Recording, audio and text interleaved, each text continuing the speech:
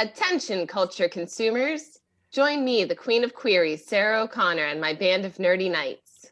Colleen McMillan. Flo Siegel. And Anders Drew. On Bohemian Geek Studies, where we take extremely dorky dives into our favorite fandoms, especially that Star Wars galaxy far, far away. Listen each week as we examine the stories that mean so much to us. Bohemian Geek Studies is available wherever you get your podcasts and is proudly part of the Forgotten Entertainment family. Hey Field Hang 10! Watch out for a new wave of episodes for Forgotten Cinema Season 9, Forgotten Summer. Ugh, really, Butler? A theme season? Let me guess, we're gonna talk about films that were released in the coveted summer months that for some reason seem to be forgotten by audiences. You know it, bro! What we liked about them or maybe didn't, but we'll always recommend people check them out. Maybe they'll find their own Forgotten Summer gem. So check out Forgotten Summer wherever you get your podcast, part of the Forgotten Entertainment family. Hold on, gotta catch this wave. We're sitting at desk in a recording booth. Hello there. I'm Colleen. I'm Anders. And I'm Daniel. We're three nerds who met through our love of science fiction and fantasy storytelling. Of course, one of our favorites is George Lucas's signature achievement, Star Wars. And if there's one thing the internet definitely doesn't have enough of, it's nerds talking about Star Wars. So here we are with yet another Star Wars podcast, where every week we journey to a galaxy far, far away to discuss one of the films in the current Star Wars canon. We'll talk about how our relationship with the film has changed over time, how the film builds on what came before it, and forms our understanding of the Force. Finally, we'll provide you with some recommendations for other materials you may enjoy if you love these movies. This week, we are taking a look into 2019's Episode 9, The Rise of Skywalker, the conclusion of the Skywalker saga and the sequel trilogy. So, you guys ready for a full memory wipe? Nah, I'm just kidding. You'll just get it restored a couple minutes later. How about I die and then somehow mysteriously come back? Like, There can were I go two read shuttles. my book? There were two All shuttles. Whenever there were two shuttles. All I can say about this is, ugh. Mm-hmm. Seriously, All right. I can be reading about Thrawn right now, you guys. All right, so this movie was widely released on December 10th, 2019. It was actually pushed back from May that year. It was directed by JJ Abrams, back from The Force Awakens, written by JJ Abrams and Chris Terrio. It grossed $515.2 million domestic, $558.9 million overseas, for a total box office gross of $1.074 billion. So it still crossed the $1 billion mark on a budget of about $275 million. Nothing to sneeze at, but let's all remember that Force Awakens crossed that $2 billion mark. Yeah. And to date, this is the lowest rated live action Star Wars movie. And I think we'll probably get into why we think that is. Even below Solo? Yes. Wow. At least according to It's the Wikipedia. lowest Rotten Tomatoes one, too. Yeah. Yeah. So what do we think of this movie? Has our relationship with it changed? I don't know if we could even say that. This movie is officially less than 2 years old, which is the most mind-boggling statement I think I've ever said on this podcast. This Right. movie is not even 2 years old. Oh my God. Feels like a lie. It really does. It feels like 3 years ago or so. It feels like 5 or 6. Like, what is going on? We've all blipped. We've all blipped with the COVID Yeah. blip, Yes. and it's 5 years.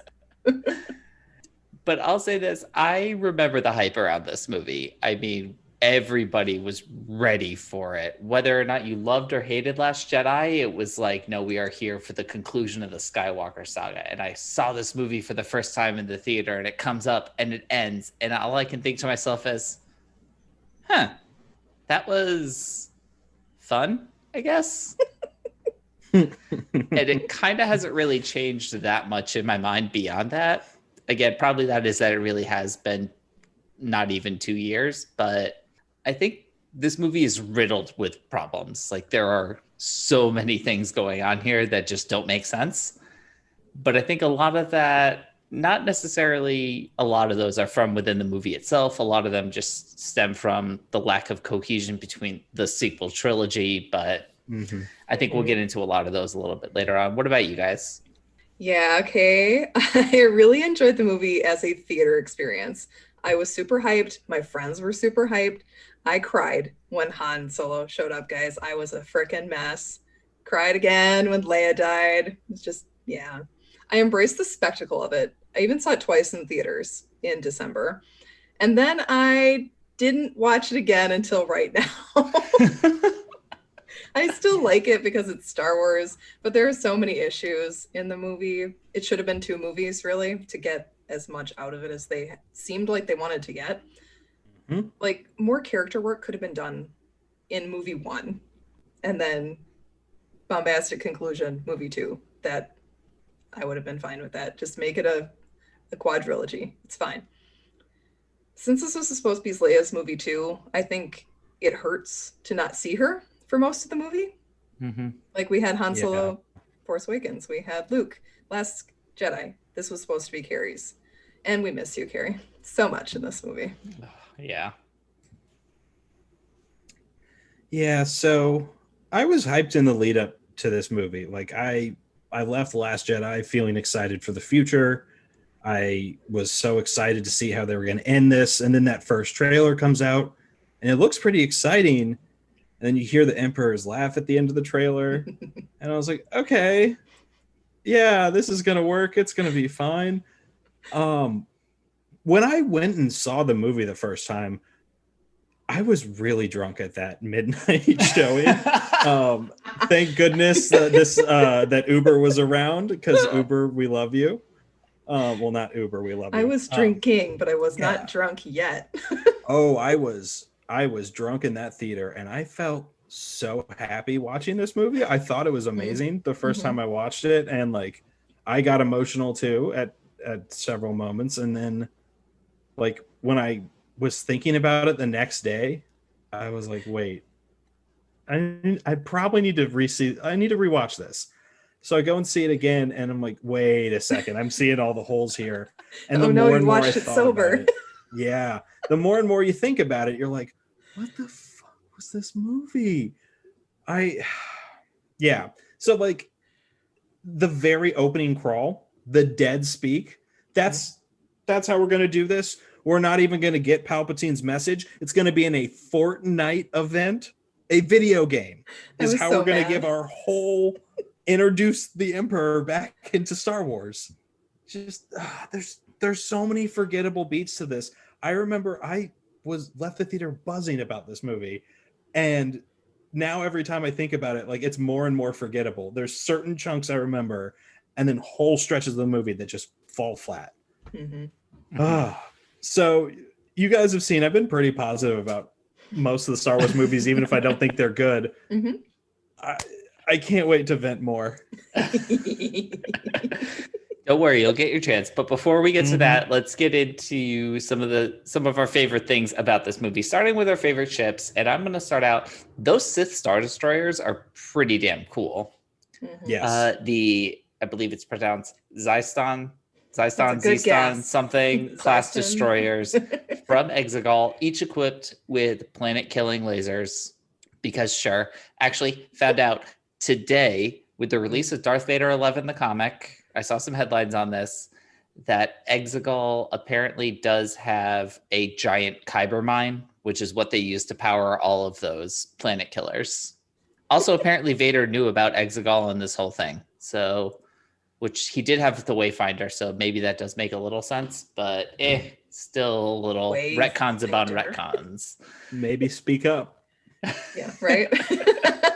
Yeah, maybe when you're sitting on Endor as a Force Ghost, be like, by the way, this isn't over. Yeah. Though I will say the concept of Exegol is pretty cool. Yeah.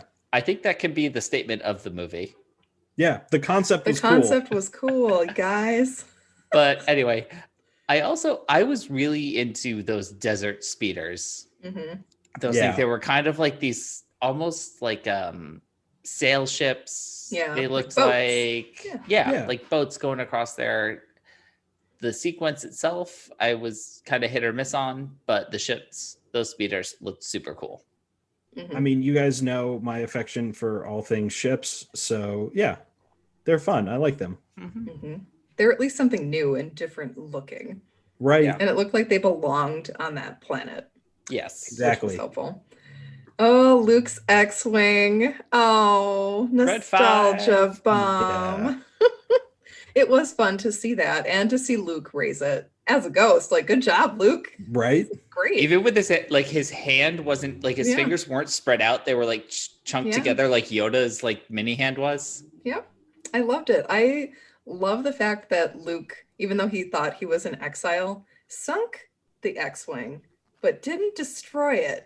Mhm. So he kept an out for himself in case he did go back, which I liked that detail from The Last Jedi, and then getting to see Rey fly it here was really, really great. Yeah. That was a cool connection right there. Though that cockpit probably smelled so bad. Ooh, yeah. And it it was smelled so real wet. bad. Yeah. Yeah. It's real Yeah. wet. I mean, isn't there going to be a problem when you go into deep space and it's freaking freezing? Oh no. I didn't even think of that. Environmental controls that survive, sure. Right. Everything's fine. Don't look behind the curtain. The wizard is real. It's fine. Exactly. Oh man. Well, we also need to talk real quick. Kylo's special fighter, the TIE Silencer. That thing is so cool looking. It made me so sad when Rey destroyed it. I'm like, no, don't. It's so cool. Mhm. Don't do that. Mhm. Although then you get to see the X-Wing and the TIE fighter next to each other on Exegol, Yeah. which is cool. Like, all Yeah. right, I understand. But Mhm. still, yeah. Why did you destroy his ride? I'm still And making payments on that. Well, she already destroyed the one he was making payments on, so he had to get That's another true, one. yeah. Oh man. No wonder he dies. Yeah. Escape then- my crippling auto debt. Not going into full detail on all of them, but just highlighting a couple of the ships that I know we see during that final battle. We see the Ghost, we see A-Wings, Yes. we see B-Wings, we see Y-Wings. Was we the Colossus see... there from Resistance? I don't remember if it was on screen, but I think they were there. I'm not sure if the Colossus was there. I know a couple of the Ace Fighters were Okay. there though. I'm not gonna lie, guys. The entire time I was just watching for the Ghost, And you saw Yeah. it. and I saw it. All right, Colleen, why don't you take us into some of our favorite aliens? Yes, aliens and droids. My favorite. I do love Babu Frik. Yes. He's so cool. So adorable. I mean, you know, Star Wars is going to give us the cute and cuddlies, and Babu Frik was the breakout star of this movie. He is Yeah, an he's Anzellan amazing. male. Amazing. I love him. Every part of him. But he's played by the legendary Shirley Henderson, Moaning Myrtle herself.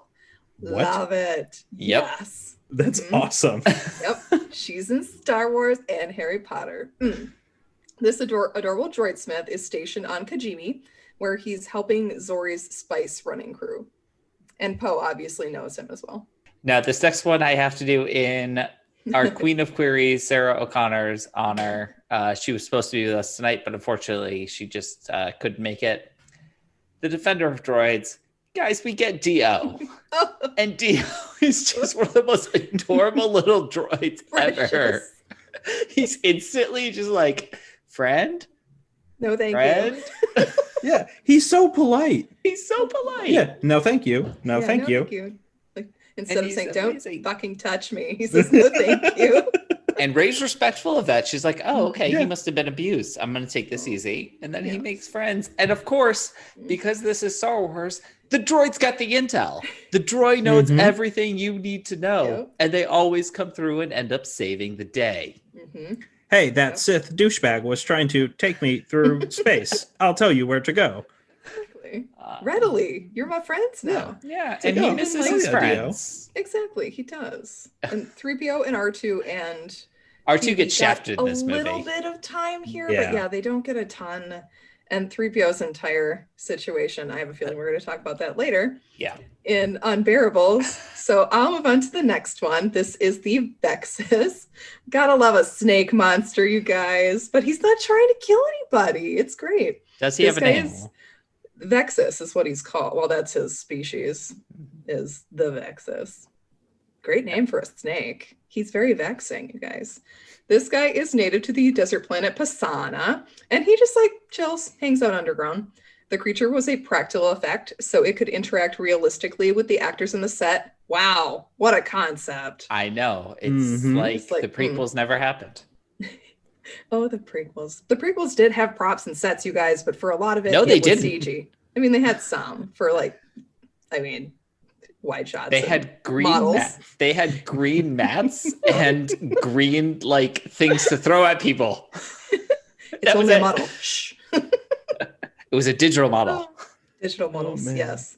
Props to Ray, though, for sensing that the Vexus guy was only in pain and that he just needs some healing. This is like that big Will Smith and Men in Black energy. Like, no, I can't shoot that guy. He was holding a tissue. He's just got a cold.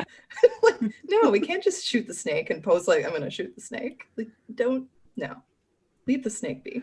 Mm-hmm. Yeah, let him be. He's a nice dude. He goes away at the end. Oh, man. Well, I like Claude the Trotatome, excuse me. He's that slug character from the very beginning. I can't explain to you why I like him. He entertains me, and he just sliding around the Falcon like that was so goofy. Mm-hmm. I was like, yeah, okay, you've earned your few moments here. I like you, bud. I could have done with more of him on the ship. Yeah, I think he was a cool guy to introduce at the beginning, and then they just like never see or mention him again. Before we move on to our next segment, we'd like to take a moment to tell you about Baxter Blue. Do you experience digital eye strain staring at digital screens all the time and exposing yourself to too much blue light? Baxter Blue glasses are not your average frames. These blue light lenses filter 80% of the highest energy blue light, eliminating 99% of the glare. This past year, we've all been glued to our devices more than ever. So I need new glasses. I've been getting headaches from work staring at screens all day. Just had to take some Tylenol before this recording because it's rough. And luckily, Anders has been telling me about his blue light glasses. He told me how the headaches went away within a few days. So perfect timing because I'm going to have to get myself a pair. Never going back. Oh, thank goodness. Like, so glad you mentioned these. Our exposure to digital light has soared. Like, come on. We all see how much we use our phones and computers. And our eyes and our sleep are suffering as a result. Baxter Blue is also determined to be a force for good and provides a pair of reading glasses to someone in need for every pair sold, which is awesome. So this eyewear is built for our digital age, and Baxter Blue is giving our listeners 10% off your next purchase of blue light, sleep, or kids glasses. So click the link in our show notes for your exclusive discount. This is the sign you've been waiting for to invest in blue light glasses. We know you'll love your Baxters, and we know that you'll feel the difference. We'd also like to tell you about our new partnership with Fiverr. Do you need a freelancer to help you with your website or WordPress site? Or maybe you need someone to help write expert articles and blogs for that website? Or maybe an expert presentation designer to help with that big work project? Look no further than the #1 freelance marketplace, Fiverr. You can find designers, programmers, and more within seconds, some for as low as $5 per gig. Fiverr is the ideal tool to help you with pressing projects. Just post your gig or search for freelancers and you're off. Don't deal with the hassle of finding freelancers by yourself. Let Fiverr help you. See the link in the show notes to get started. Please note, Yet Another Star Wars podcast is an affiliate partner of Fiverr. We may receive commissions on purchases and services you buy after you click the link. These commissions help support the growth of Yet Another Star Wars podcast, and we appreciate your continued support. All right, so moving into our untouchables and unbearables, what in this movie is perfect and what just doesn't quite work? Okay, I do actually want to start out here on a positive note. Mm-hmm. And I will say on this rewatch, I noticed the first about 30 minutes of this movie is pretty solid. Everything up until they find the dagger. We're moving along at a good pace. I might not 100% agree with some of your storytelling choices or some of the plot points, but we're rolling with it. We're going good.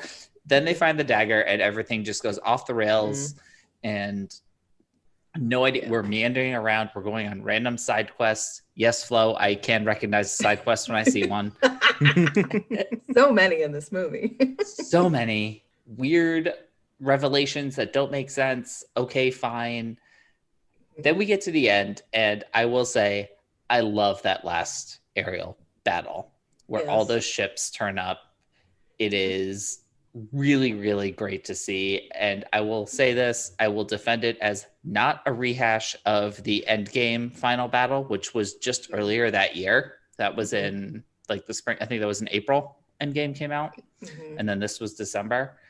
This is not the on your left where all the heroes come out of the portals. That would be the Charge of the Rohirrim.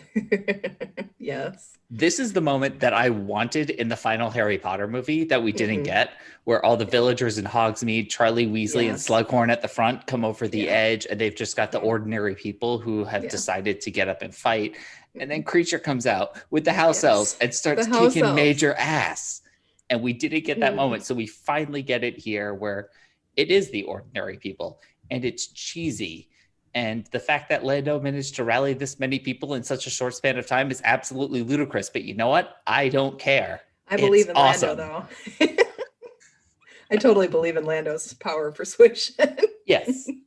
Moving into a couple of unbearables. Now, I said previously, I was a little upset that Gwendolyn Christie was Phasma and we never get to see her face outside the helmet. But I was willing to forgive that because for Phasma, that totally makes sense as the stormtrooper. And also she looks so badass in that anyway. But in this movie, you cast Keri Russell in a role in a Star Wars movie and never actually show her face. This is an injustice that I will not let stand. We are not animals, people. We live in a society. Damn it. What is wrong with you, JJ? I was floored by this choice. Not showing Keri Russell's hair is an international crime. Like Interpol was called for this. I am sorry if you cast Keri Russell and you don't show her hair. She just did how many years on The Americans serving wig after wig after wig. Mama can serve a look and you hide her under that helmet. You should be ashamed of yourself, JJ. And not even a cute helmet. Not even a cute helmet. Though the outfit is kind of cute. I was so excited for Keri Russell to be in this movie. And then I'm like, wait, that was it? What the fuck is going on?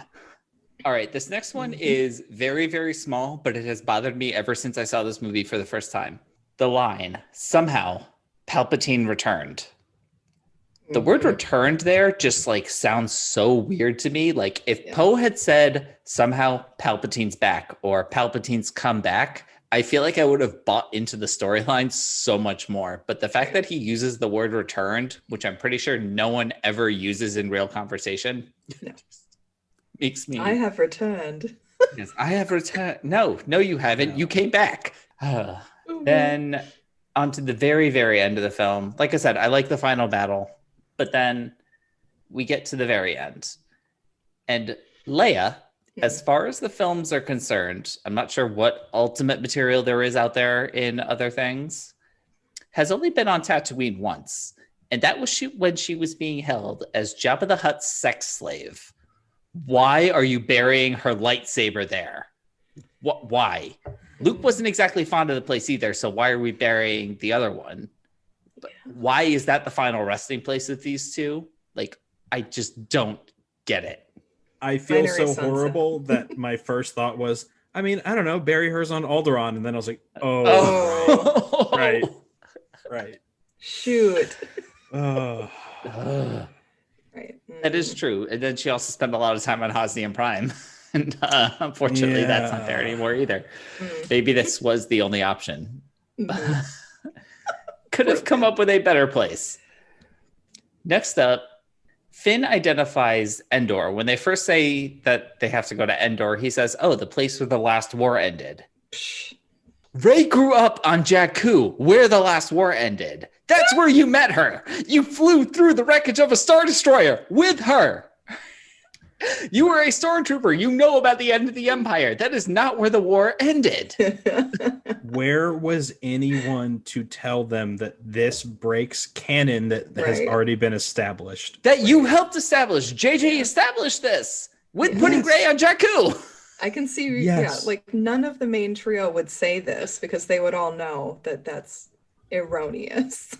Yes. Like maybe Rey would say it because she might not have known exactly what happened, but Finn and Poe would know, and Finn definitely would know. Finn easily could have just said where the second Death Star was destroyed. Yeah. Boom. Died. Problem solved. Died. All right, Colleen, why don't you take us next? All right, here we go. Okay, Untouchables. I love the line, there are more of us. It was kind of this it felt like a rallying cry to people at the end of 2019.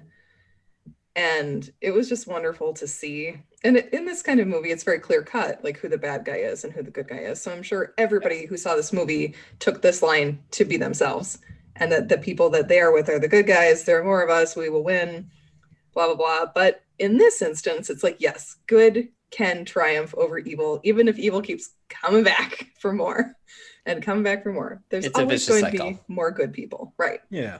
People in general are going to be good and fight back against evil. Cross our fingers, hopefully. This one, Rey calling Leia master. You're damn right. She's a master. Seeing young Leia training with Luke was also incredible. Here for that. Here for him kicking his ass. Love it. Absolutely. I also love the fact that they got Billie Lourd, obviously Carrie Fisher's daughter, who plays Lieutenant Connix, to be the body double for young Leia in those sequences. They used Return of the Jedi Luke and Leia images as their like template to superimpose the faces. And that looked pretty good. I thought that overall that looked really good. The effects muster, and maybe because they were wearing like helmets. The helmets and being in the dark makes it like you accept it a lot easier that way. They look just like them. I was like, okay, fine, I accept this. And Leia looks great. Yeah. It's a great scene. That might be one of my favorite scenes from the movie now that I really think about it. Just like this blink and you'll miss it scene, but it's so good. Right. I love that Hux is the spy. And that it's only because he's a petty little bitch and doesn't care about anything but Kylo's downfall. Like, yes. He's like, I don't care about you or your rebellion. I just can't see Kylo win and win again and keep winning. So petty. I'm here for it. I do wish we'd gotten more of the power struggle between him and Kylo, because here it just seems like he's been pushed to the side and Kylo's automatically in charge. Like, I want to see them like push pull back against each other. That would have been so fun. Yeah, they have like the whole generals meeting or whatever, and you realize like Hux, who has been positioned as the main guy for 2 whole movies, is actually somewhat more junior. Yeah. Despite the fact that he was, on top of Starkiller Base, quite literally. Right. Yeah, it's weird that he's been relegated to this lower position. He has racked up the L's. That's true. He really has. Although he's not the one that like fired all of their weapons into a mirage. I mean, let's waste all of our ordnance on shooting at this Luke Skywalker. He thought they got him. He did think that they got him. I wanted more of that, Hux. Like, give me that guy.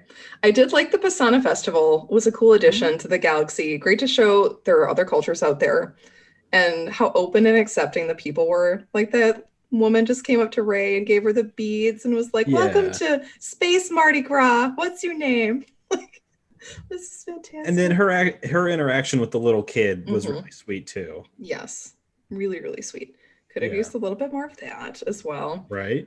Lightsaber pass between Ben and Rey. Absolute perfection. 0 notes. Wonderful. Here for it. This part, one of my parts where I cried in theater, y'all, is hearing Freddie Prinze Jr. and Ashley Eckstein's voices for The Past Jedi, sobbing for Kanan Jarrus and Ahsoka frickin' Tano. Yeah. Please. Maybe she's not dead. Like they said. I'm hoping she's not dead. Please don't be. No. Please no. I hope she just got like a beep or a page and Yoda was like, yo, just throw your voice in here for a hot second. Let me just force time in. Yeah. I gotta loop into the call, guys. I need to join the Zoom. What's happening? Didn't hear Ezra Bridger's voice, so that's either a good or a bad sign also. My last one that I liked was Leia giving, or at least pushing herself, her Force self, towards Ben and trying to get his attention, get him to turn away. Being there, kind of her life force is helping support him live also, because her body disappears only when Ben's does. So it's like they're connected some way. I don't know exactly how. They don't explain it, of course. I'm not gonna lie, up until this rewatch, like I've only rewatched this movie a couple of times, and as I was thinking about it, I totally had the sequence of events wrong in my head. I did too. When I rewatched it, I was like, oh, okay. I was like, oh, so she dies before Han shows up. Like, I was pretty damn sure that like she was force projecting Han's image to Ben. But then I'm like, no, she died first. Huh. Yes. I got no idea what's going on now. No.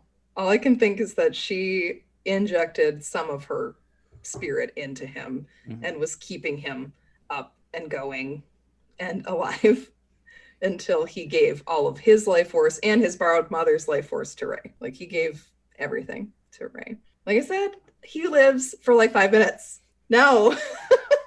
Ben lives for like five minutes. I like the idea of passing the torch to the next generation. And I think they meant for Harrison's moment here to be Leia. Yeah. Like, I think so, definitely. This was Carrie supposed Fisher to be here. Carrie Fisher. Because Harrison Ford was like, no, I'm not coming back for more, guys. You killed me. I'm done. And then he showed up in this movie. I'm like, he only did this because Carrie Fisher was one of his friends. Yeah. Like, there's no reason otherwise he would do it. If it had been her, though, I would have been like needing a bucket for my tears. It just would have been all over, guys. What I don't like is that Ben just dies. Come on. We need to see the Star Wars Nuremberg trials. Please give it to us, you cowards. Let Ben live, even if it had to be through like a trial or something. We don't get to see anyone atoning for their crimes in Star Wars movies. We don't. It would have been epic to finally get that. I would have loved to have seen, like, at the end, Ben being like, well, crap, I'm stuck in jail. I gotta go and face my crimes now. And Rey's like, all right, bye. I'm gonna go to Tatooine, I guess, and bury these lightsabers. Another unbearable snap, Wex dying. No, JJ, bad. Wedge show up, and Wedge is like his stepdad at this point in the books. So then Wedge shows up, Snap is dead. They're all celebrating, and freaking Nora Wexley and Wedge are going to be on that planet like, our son is dead. While we're at it, you had Snap for 3 movies and didn't give me Mr. Bones. Well, they can't. There's my yes, they can. Damn it! Mr. Bones. Love Mr. Bones. I also love Mr. Bones. Couldn't we have just gotten like his head or something? Like Snap's exactly. Like, he like puts himself back together all the time. That's true. I would have loved to have seen Mr. Bones and hear the voice work for that. But nope, Snap gets to die, apparently leaving behind his wife, his mother, and his stepfather. Great. Thanks. There's my JJ. sad for the episode. Sorry, Daniel. I mean, there's got to be I one. knew it was here. I knew it was going to be somewhere here. My last and probably most unbearable is Palpatine actually being Palpatine. It's a clone, sure, so it's not really him per se, but it would have been so much cooler if it was all fake, if it was like a ruse, if somebody else was pulling the strings. Also, not getting, you mentioned this, Daniel, Palpy's I'm back bitches speech in the movie. We didn't get, like, I was so furious. I was waiting in the theater for it to happen. I'm like, they're going to tell us the speech, right? Nope, no. I listened to it like on YouTube, and it's perfect Ian McDiarmid, like camp Palpatine. The Sith will rule the galaxy. Like, it's perfect. And you don't put that like minute 30 bit into the movie. Yep, I was okay with it as a concept, honestly. I was okay not getting it in the movie. Like, I was okay being put right into the action. I do like in media res, but they could have done like that with his speech and have people like fighting and listening to that and be like, holy shit. Yeah, people reacting to it across the galaxy to open it could have been crazy. Definitely could have. No, I'm not saying that wouldn't have been great, but I was honestly okay with it. Maybe because they put it in Fortnite. Maybe if it never existed in the first place. I have never heard it. Up until this exact moment, I have never heard it. You've never heard it? I don't play Fortnite. I had to go onto YouTube. Yeah. No. Once I heard that they actually did it. And actually, from what you guys are talking about, this is another one of my random unbearables from Star Wars, not really explaining things. If he's saying the Sith will rule the galaxy, who actually knew he was a Sith? Seriously, he was pretty cagey about that with the galaxy as a whole. Right. Maybe this is his just like coming out party. This is the Sith are coming up, guys. This is our debutante. People don't remember what the Sith are. That's fair. Yeah. I mean, they literally call it the Sith fleet in this, though. Yeah. Like, yeah. That there's like secrets only the Sith knew. How do you know what the Sith are? Yeah, Dominic Monaghan. How do you know? I mean, I can kind of see Luke. He serves Jar Jar. Widespread. Yeah, exactly. Like the Jedi part, I get if Luke was talking about it. Yeah. But being like, oh yeah, watch out for the Sith. Oh wait, I killed them all. Oh wait, no, I didn't. Sorry, guys. Yeah. Yeah. Everything's fine. And then lastly, Rey being a Palpatine just now. No. They're trying to make it this kind of epic family versus family thing, which fine. But it's been done. It's really tired. I groaned in the theater when they did this reveal. I was the whole time, I'm like, please no, please no, please no. Let her be just no one. And then they said, you're a Palpatine. I'm like, God damn it. Yep. And that whole thing was just like, I remember in the theater because they're building to it and you're like, oh God, this, you're right. You see it coming. Like everyone sees this coming. Yeah. The one possible thing I can defend that point, and I'm not really defending that point, but it does finally do some kind of a payoff for Kylo in Force Awakens. It is you. Like Rey has to be someone that is known in some circle. Mm-hmm. It at least pays that off. JJ's like, remember that That's line fair. I had from the first movie? We're gonna do that now. Yeah. I don't know, but Daniel, how about you? So I will be nice to start. I actually do enjoy the duels between Rey and Kylo. Mm-hmm. The intensity of their fight in the wreckage, where they're just giving it their all, and Rey is heated when she starts. Like she's seething with rage and she's flinging herself at him. I think that's really, really fun to watch. Also, I just love when they're stopping the lightsaber blades with their hands. Mm-hmm. That it's just really cool. And then seeing them just get tired because they're giving it their all. It's it's fun. I really enjoy it. Plus the imagination of the Force Time duel is really fun. Like I thought that was a cool set piece. Though I am gonna dip into negativity for a second. Kylo doesn't know that Rey's in his quarters until she knocks the Darth Vader helmet down. But the entire time you can see she's holding the knife, which she got from his quarters. He's focused on the lightsaber. I mean, she swings the knife at him and he dodges it. He knows that she has it. I love that he tells all the are you stormtroopers, there's a dumb? girl in my room, guys. Let's go. Finally. Oh my gosh. Okay, sorry. Kylo. Let me get back to the nice things. Mm-hmm. I think it's shot very well. It looks great. Mm-hmm. JJ, I'm fine with you directing things, maybe not writing them. I really enjoy C-3PO's performance in this movie, not his story arc. I want to make sure I make that clear from the start.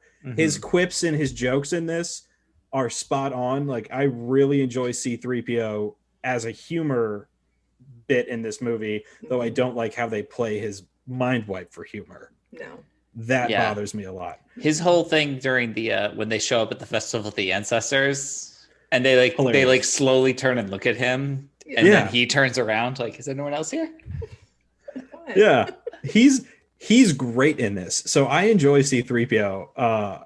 The primate armor.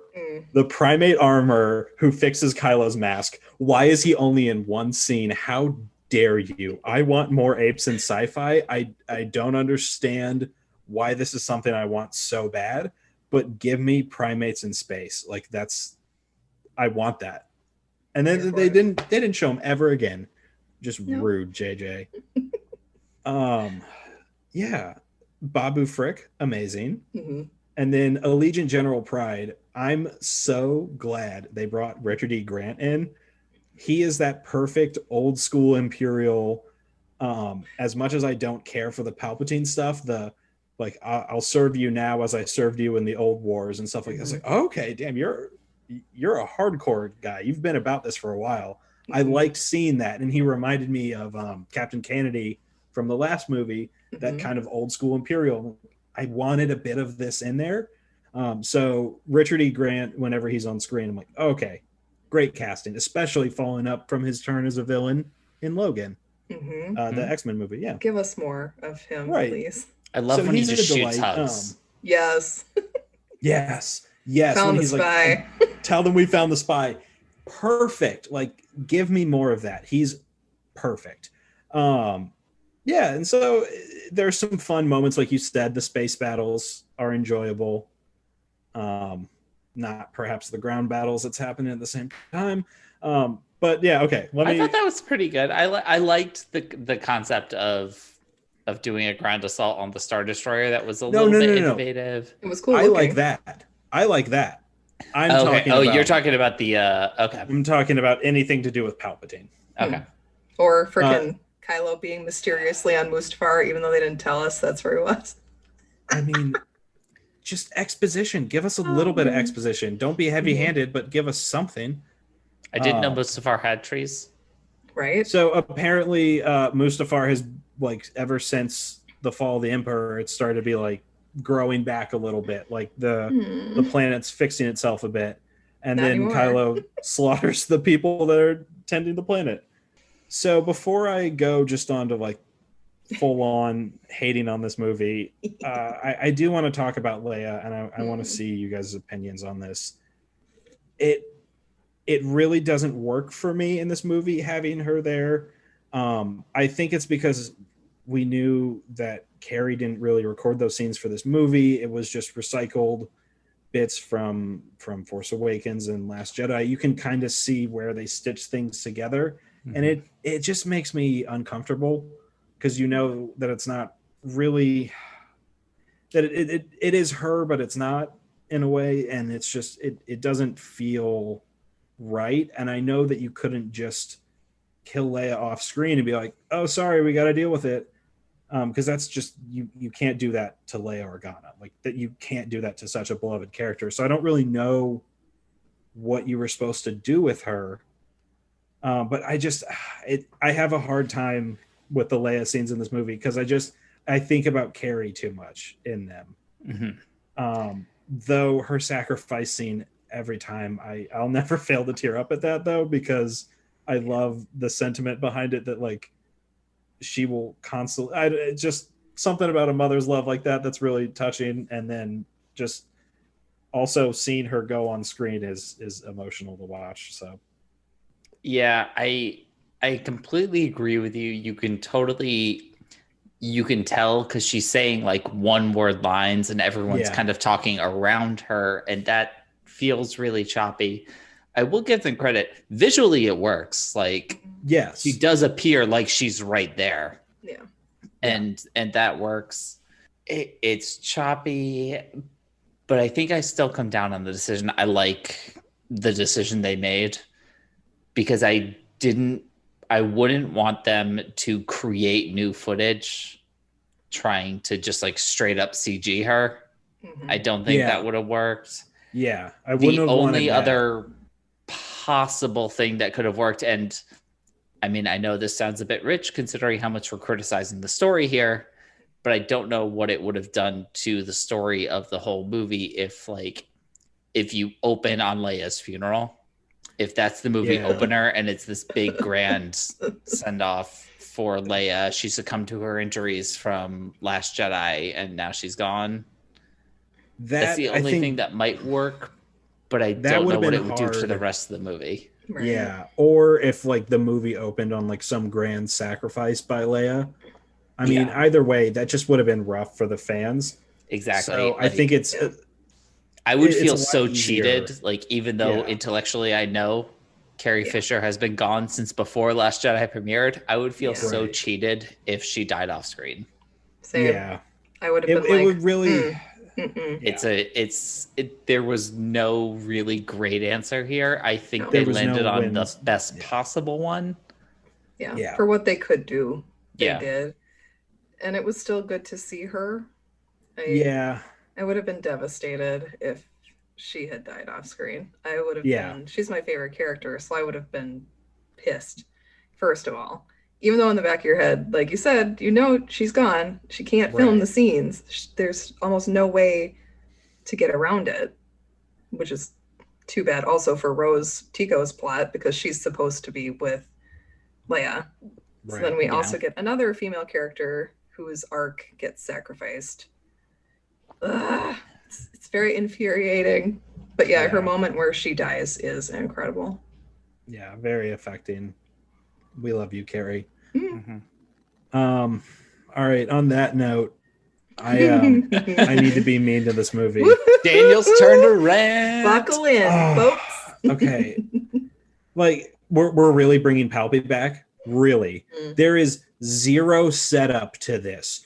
Okay, you want us to just believe that he's been out on this planet that no one's heard of for 8 movies or any extended universe or any canon extended material. Okay, so he's been out there this whole time with zero setup. He also has like a cadre of like 30,000 people in an arena who's his like special Sith cult. And they've been just making babies and building Star Destroyers. Excuse me, that's my alarm to go hate on this movie. So we're going to do all this and just throw this at you. Okay, you have not earned this at all. Like, at all. You want me to believe that Palpy is a clone. Okay, why didn't we bring this across any of the movies?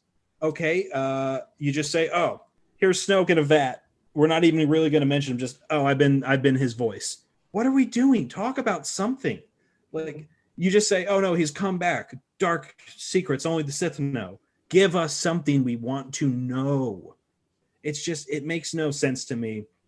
If we're going to do a clone plot, I don't know, make Rey be like the only viable clone that's left, and that's why he wants her so bad, because he's going to take over her body, and he's trying to use Kylo to get to her. And then he's going to throw Kylo away like the Sith always do. I don't know. That sounds more entertaining to me. Mm-hmm. Or Palpy be the most corrupted, disembodied spirit, and he's clinging to existence through dark rituals that like his Sith cultists have got him out there. Mm-hmm. Do that instead of just like this weird zombie clone hanging off from the rafters. And he's just, come here and kill me so I can give you my empire. But why? Palpatine had his own rule of 1. He doesn't want to give away his power or his knowledge or his empire. Why would he just be like, Kylo, come kill me? Oh, actually, Rey, you're here. Come kill me. Come on, I just want to give this Sith knowledge away so bad because that's what my character's been. Like, what are we doing? Like, why would he say, I will give you all my knowledge to Kylo? Like, you didn't give Vader anything. Like, I get it. You're trying to make Kylo your servant in that moment. But, like, come on. I was going to say, I think he's definitely lying to Kylo. He's 100% lying to Kylo. Yeah, but then he also wants Rey to kill him at the end. I think but does he really to infect her? Like, I think he thinks he's more powerful than her, so he can take over. But they don't explain it very well. Exactly, because there's no explanation for anything. No. We just have to, like, there's not even a tell. There's no show. There's no tell. There's nothing. Right. Like, if you're going to go with this story, give us the story. Like, what are we doing? Oh my God, what are we doing? I need to focus myself. Refocus. I'll say you collect yourself for a second. I will say this, like I said it earlier, I'm not opposed to Palpatine coming back as a concept. Mm-hmm. Right? I knew that this was a thing from Legends canon, that like cloning, essence transfer, all this stuff is available to us. So if you want to bring him back and have that be the thing and have that be one of his many backup plans that Sheev always seemed to have, like I was here for it. And that was why, like I said, the first like 20, 30 minutes of this movie, I'm willing to buy in. Yeah. I may not 100% agree, but I'm willing to buy in. Like, we're just going to go with it. Cool. And we're there. But then like you said, like they only half go there. Like we don't find out anything useful other than, again, a line from random side character, cloning, secrets only the Sith knew. Right. Do you forget about Camino? Oh my gosh. So let me interject back in. Rey being a Palpatine is also something that drives me insane. There is something good in there about the idea of struggling against the dark inside you, about throwing off like the expectations of your family name and forging your own path. That's an interesting concept. But having just like thrown that at us in this last movie and totally going away with what we learned in Last Jedi, that she's no one, that she just was chosen by the Force. She rose up. She's just someone who found a way to have her place in this story. I love the idea of just a no one being able to stand up and take her place in the galaxy. Mm-hmm. And to just throw that off and be like, nope, you're from another famous bloodline. It's just like, what are we doing here? Mm-hmm. Had this been seeded across the 3 movies, maybe like you could have had that interesting themes about struggling against the dark side inside you or struggling against your family name. But no, we just really wasted in this. It sucks because it's an interesting concept and we don't really go anywhere with it. Mm-hmm. And then I honestly did not want to have Kylo redeemed. Mm-hmm. That was not something that I personally wanted, but I will be nice again for a second. I do like the Han scene. I know he's not a Force ghost. Kylo just says you're a memory, Mm-hmm. but there is something kind of nice where it's like he's reliving that moment with his father and he's making the choice that he wish he had made all the way back then. And like, I buy that moment from Mm-hmm. him. Yeah. Adam And so I'm Driver's like, killing okay. it in that scene. Like he's Yeah. very good there. Yeah. That is a well-acted scene. It makes me emotional when I watch it. And I'm like, okay, so we have Ben Solo now. Mm-hmm. So why don't we use Ben Solo? He says one word as Ben Solo. He says, ow. Which is great, but could use a Yes. little more. And then that's it. But I'm like, what are you doing? Adam Driver is so good at selling us on Ben Solo. His demeanor shifts. Yeah. The way he moves is The different. shrug. He does I the love shrug the just like shrug. Han Mhm. when he gets the lightsaber, which is great. Like, it's a fun scene, but like, you don't give us anything other than like the physical change. I wanted to see, what is he like? Give him dialogue. Yeah. It's just, like you said, this should have been 2 movies Mhm. because this is just, it's too much jammed into one thing. There's Yeah. interesting concepts in here. And if they had just said, screw it, we're not going to do a trilogy because we don't actually have to. I understand that's how They Star don't. Wars has always been. They didn't. You could have rounded it off to a nice even 10 and told you the full story. Yeah. You could have had Kylo in movie 1. He turns into Ben at the end of movie Yes. 1. Have Ben in movie 2. Like, Yes, if they had actually given time for things to breathe, like this Finn finding the other Mhm. stormtroopers who defected, mhm. like trying to raise up an army to go against the Sith. Like there's so many things we could have done to actually make this movie work, and instead we're like, let's just go at a breakneck speed. And Yeah. if no one really can focus that well because we're going so fast all the time, Maybe and we'll going get from away place with to it. place to place, yeah, we're going to get away with it. But then it's those like, it's a shower thought movie. You enjoy it in the theater, you go home, you're taking a shower to get that popcorn grease off you, and you're like, wait a second, what Was the that hell actually is a good going movie? on? Well, guys, Yeah, did I actually like this? they were gearing up for the Disney Plus launch, all right? They had to set up all the plot lines. My God. Yeah, all the plot Except none lines of where the they have Disney to Plus shows rectify are the set mistakes. during that. Yo, we got the Lando show, we got the Oh. Rey show, we got all the stuff out of this movie. It's So just I like- will say a comment on the Ben Solo. Yeah. I'm not disagreeing with you, but I will say, I mean, all of us, right? We all love a good redemption arc. Hell yes. Mhm.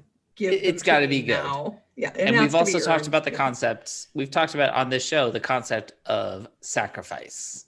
Yeah. It is an unwritten rule in Star Wars, mainly fantasy storytelling in general, Yeah. that the redeemed villain is the one who gets to sacrifice himself.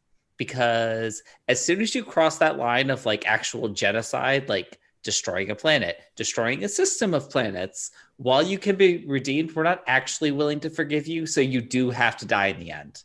You do have to make that sacrifice. Otherwise, it's too messy. just so tired. Otherwise, Yeah. like, because we're not willing to actually go through the Star Wars Nuremberg trial Nope. and see you just like go to prison and like willingly do that. No, Mm. that's why you have to die. Mhm.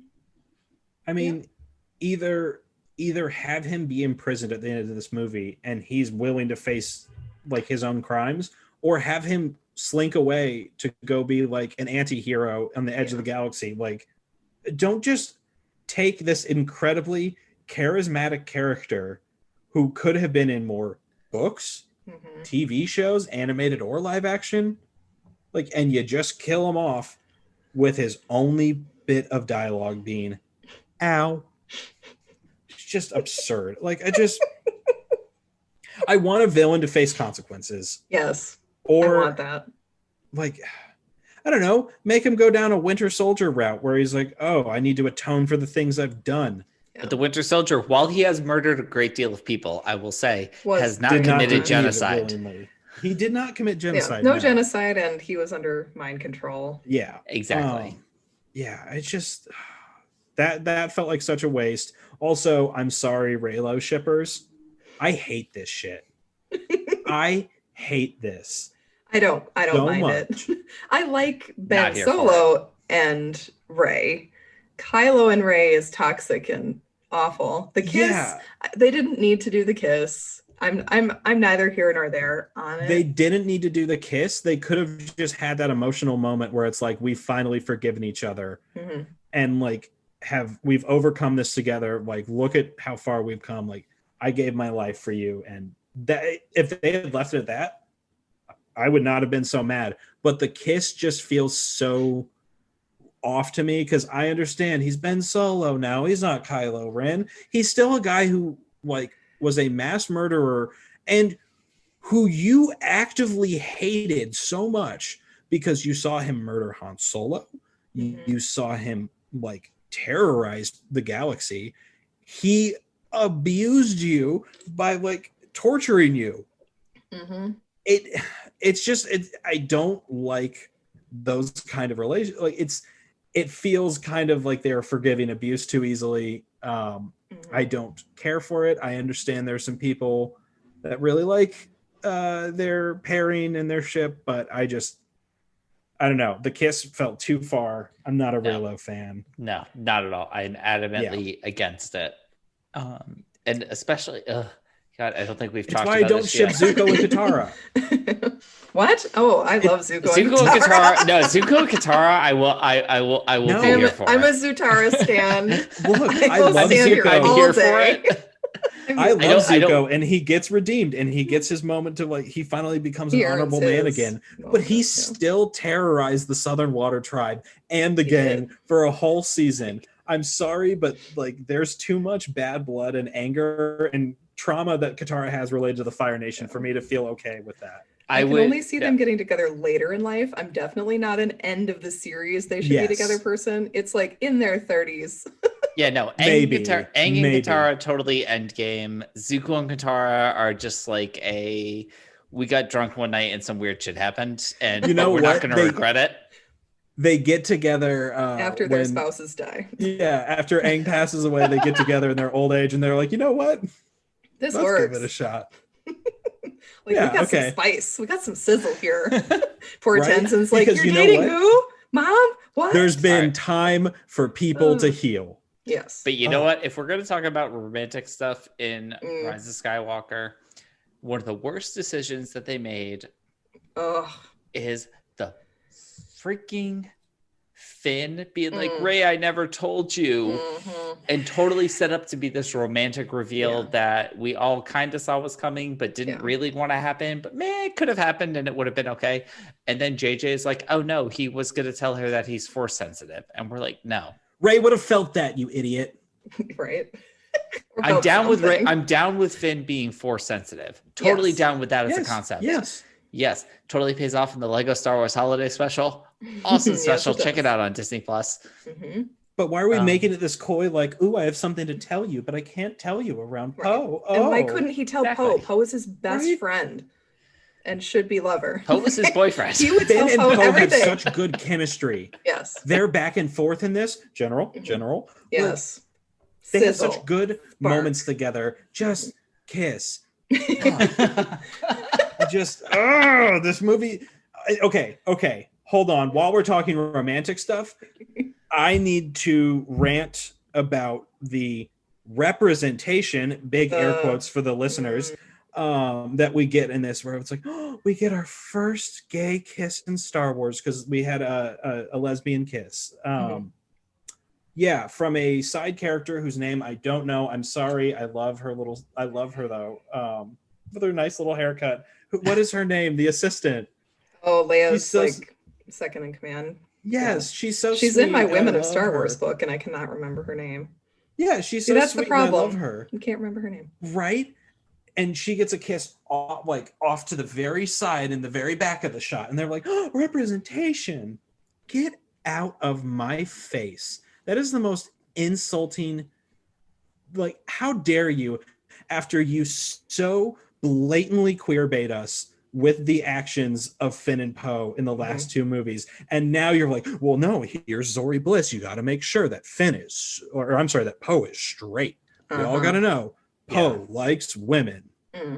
Like, that's what I felt like they were doing here, because we had spent like several years of the internet being like, they're so gay and we love it, and then they're like, no, straight. No, gay is scary. You know. Can't do that. Oh my god. Even the actors wanted it. Just give us Finn and Poe making out. Yeah. My god. And then so I will say last thing to hate on that was Amanda Lawrence playing Commander Daisy. Thank you. And Daisy, we have no idea who it was she was kissing. It was a pilot, I think. One of the pilots. Yeah. Yep. This actually gets at something I mentioned a couple pods ago. Like, it's good to have that in the background, but that's not the one you celebrate. No. Yeah. It's good to populate your background and make that representative of things so that it represents the world that we're in.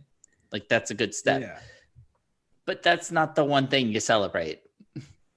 You celebrate that when Finn and Poe start making out. Right. Yeah. It wouldn't have bothered me so much if they didn't hype it up like, look at the representation that we did for you. Yeah. Look at that. See, we didn't give you what you've been hyped up for, but we gave you this. Are you happy now? Like, it's like showing you a steak and then giving you a chicken nugget. Yeah. Like, oh. Okay. Like, the chicken nugget's nice, but it's not what you had like promised me. Exactly. So it's not on the menu. Yeah. And then the dagger. Are you kidding me? So many MacGuffins in this movie. Are you kidding me? Did we bitch that it's called a Wayfinder and not a holocron yet? Oh my god! Colleen, let's say it's sorry. The dagger. We'll go to the dagger. No, I'm angry about that too. We're going to talk about the holocrons because it should have been a holocron. We've already used that word in canon. What are we doing? It's even shaped like one. It's shaped like a damn holocron. It looks like one.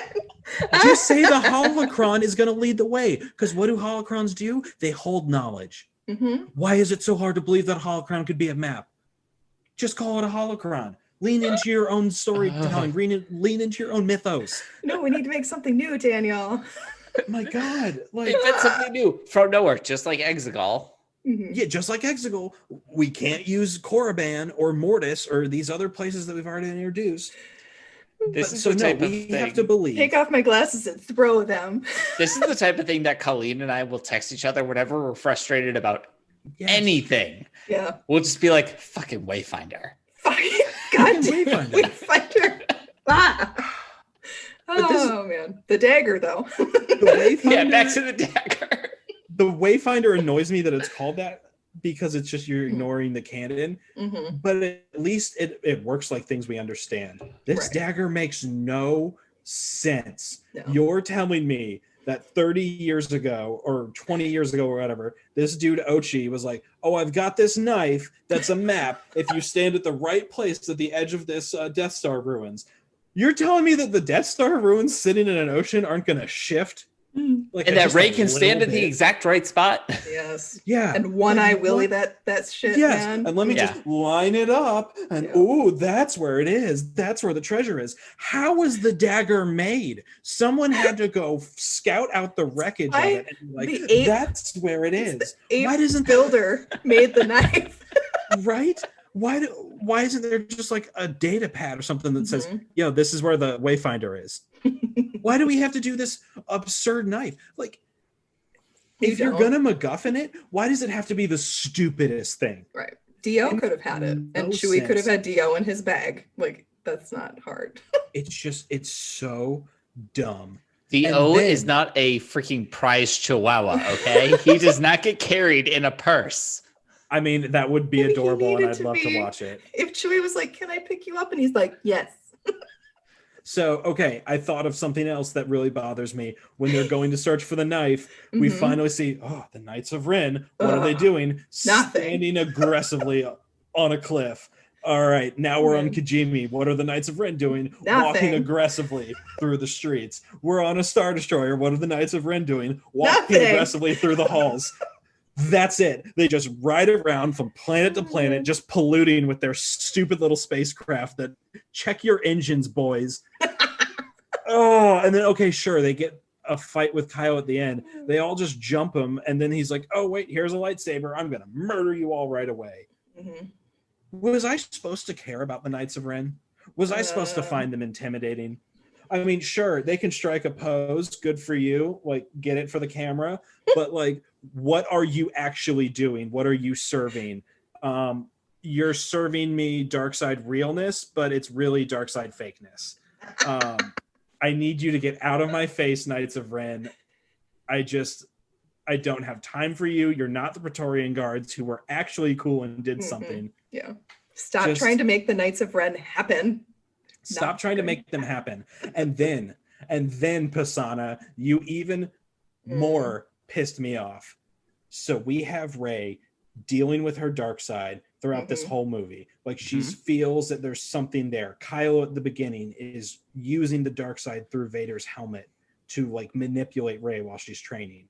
Like you can see that she's fighting this the whole movie, and her and Kylo are struggling for the ship that Chewie's on. And the lightning goes. The Correction. shock. He's not on that ship. He's not on the ship, but we don't know that in the moment. And the shock that everyone felt. I remember that was real. That my theater gasping. Yeah. And Rey is horrified. And then 5 minutes later, Chewie's alive. Don't worry, everything's fine. I'm sorry. No, we find out like a minute later in the movie. Like 10 minutes later, the characters find out. Are you kidding me? You do fuck all with that scene. Like Rey could have really dealt with the weight of the mistakes and the weight of the responsibility that she has to resist the dark side. And you're like, nope, can't actually have stakes in this. I mean, do I want Chewie to die? No. I love him. He's just a wonderful, wonderful little Wookiee. I love him so much. Like, protect him at all costs, but also stop baiting and switching like that. Yeah. You're like, okay, we killed off Chewie. Not really. Okay, we blew up Kijimi. Guess what? You really liked Zori Bliss and Babu Frick? They're dead now. Wait, no, they survived. It's okay. There's no consequences, y'all. Probably everyone else. We wiped 3TO's memory and are going to play it for laughs. And then he gets it back. Oh my God. That bothers me so much. Let there be loss. Commit like, to let it. there be, and not just small losses. Like, yes, Kylo dies, but he was the villain. So, yeah, he's probably going to die. Palpatine dies, apparently. Yes. Who knows? It's the final act of the trilogy and the final act of the saga. Let there be weight to the actions and to the choices that are being made. To play off, like, they're just like, oh, they're so blasé about C-3PO. Yeah. He's a sentient being. Yeah. And you're just like, oh, no, it's fine. We're just going to wipe him, like, no big deal. They don't even let him have the dignity of, like, he tries to have that moment of, I'm looking at my friends for one last time. He understands the weight of the sacrifice that he's doing because he's a sentient character. Yeah. And they just play it off like it's such a joke that's, it's so gross. Yeah. This whole thing between Chewie, between Zori and Babu and everything, it actually reminds me of a pretty good scene in the Return of the King extended edition. You get the Mouth of Sauron. So we're at the Black Gate. Yes. Aragorn and company are outside, and this dude comes out. He doesn't have eyes. He's just this mouth in the helmet, and he is freaking terrifying. Yeah. And he throws the mithril shirt at everybody, and it's like, oh, and he's implying, oh yeah, Frodo, he dead now. And I remember watching this, and I remember seeing it in the like special edition, special features, everything. The writers are talking about it, and they were like, this is a great scene in the book because everyone's reacting to Frodo's apparent death. And you as the audience in the book are also reacting to this. Right. But when you put it in the movie, you as the audience know that he is alive. Like Yeah. it was the previous scene that you saw him still alive. Right. Yeah. You're not So the thrown stakes by that. of that scene are effectively gone. Now, I still particularly actually really like that scene because I think the digital effects are pretty amazing. Mm-hmm. But in this movie, none of that emotional weight is there. So let me tell you real quick why it works in Return of the King and why it doesn't work in this. Please. If you watch that scene, I think it works because while we, the audience, know that Frodo is still alive, the characters fully do not know, and they give us time to get their reaction.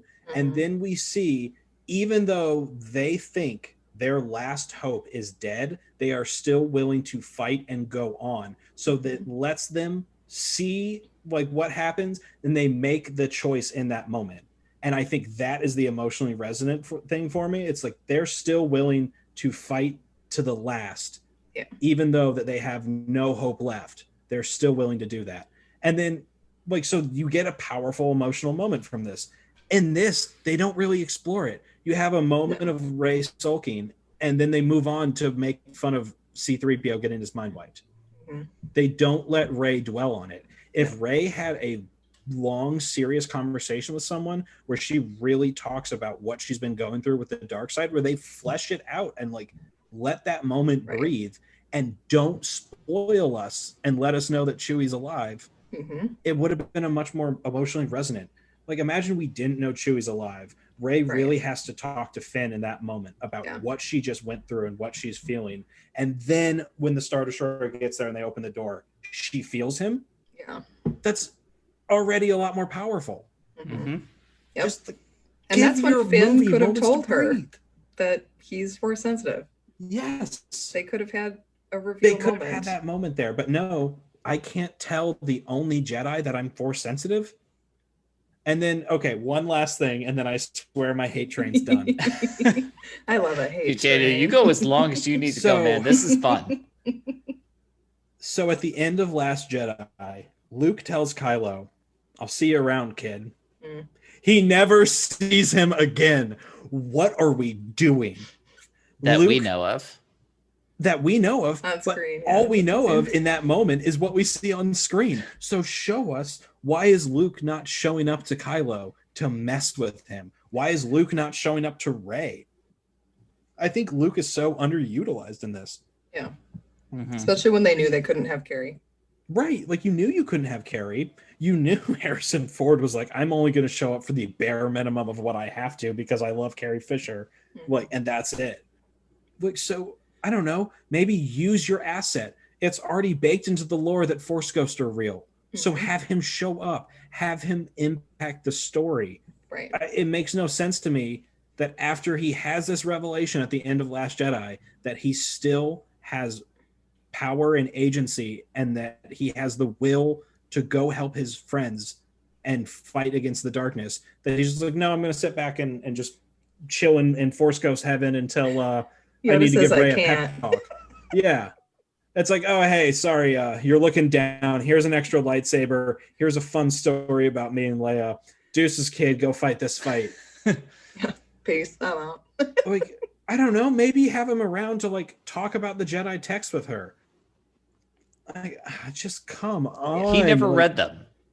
He never read them. Except I guess he did. He could sit there and read with her and be like, oh, so this is like, I know like this, some of this concepts. Like, I don't know, maybe have him be a teacher. Because if this is the Rise of Skywalker, and she at the very end of this movie is going to take the Skywalker name and mantle, I don't know, maybe have her interact with a Skywalker a little bit longer. I know she's interacting with Leia and everything, but it would have made more sense to me if she said her name was Rey Organa. Like, you barely spend time with Luke Skywalker. I mean, and I don't know. I just like, I understand the sentiment. I really like the idea of Rey finding her chosen family, rejecting the dark side, rejecting the Palpatine name, and saying, no, my real family, the people who loved me and cared for me no matter who I was and helped me and raised me, were the Skywalkers. And so she's like, yeah, I'm going to take that name and continue that on. I love it on paper. And I just, it fell so flat in the movie because it just, the build up to it wasn't well executed. Right. But the idea is great. Yeah. And it's that's solid. That's It's what there. bugs me so much with this movie. And to sum it all up, like we've been saying, there's so many cool concepts and they just fall flat because they ran through it too fast. They do. I think that's where with this movie, it's the distinction between Revenge of the Sith and this movie for me. Both movies have pretty damn interesting concepts, good premises, and more or less fail on their execution. Pretty much across the board. Yeah. Which sucks. This one, though, is still kind of fun along the way. Like, it's still got some, like, general Disney type fun as we're going through, whereas Revenge of the Sith is just depressing if you strip away everything else. Revenge of the Sith is straight up depressing. I mean, I kind of love it for the depressing nature. I think it fits what they were going for in that movie. Yeah.